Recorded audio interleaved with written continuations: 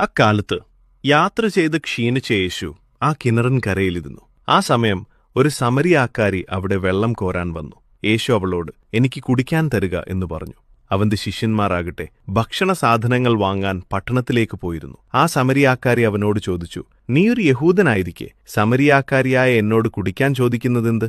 യഹൂദരും സമരിയാക്കാരും തമ്മിൽ സമ്പർക്കമൊന്നുമില്ലല്ലോ. യേശു അവളോട് പറഞ്ഞു, ദൈവത്തിന്റെ ദാനം എന്തെന്നും എനിക്ക് കുടിക്കാൻ തരിക എന്നു നിന്നോട് ആവശ്യപ്പെടുന്നത് ആരെന്നും അറിഞ്ഞിരുന്നെങ്കിൽ നീ അവനോട് ചോദിക്കുകയും അവൻ നിനക്ക് ജീവജലം തരികയും ചെയ്യുമായിരുന്നു. അവൾ പറഞ്ഞു, പ്രഭോ, വെള്ളം കോരാൻ നിനക്ക് പാത്രമില്ല, കിണറോ ആഴമുള്ളതും. പിന്നെ ഈ ജീവജലം നിനക്കെവിടെ നിന്ന് കിട്ടും? ഈ കിണർ ഞങ്ങൾക്ക് തന്ന ഞങ്ങളുടെ പിതാവായ യാക്കോബിനേക്കാൾ വലിയവനാണോ നീ? അവനും അവന്റെ മക്കളും കന്നുകാലികളും ഈ കിണറ്റിൽ നിന്നാണ് കുടിച്ചിരുന്നത്. യേശു പറഞ്ഞു, ഈ വെള്ളം കുടിക്കുന്ന ആർക്കും വീണ്ടും ദാഹിക്കും. ഞാൻ നൽകുന്ന വെള്ളം കുടിക്കുന്നവന് പിന്നീട് ഒരിക്കലും ദാഹിക്കുകയില്ല.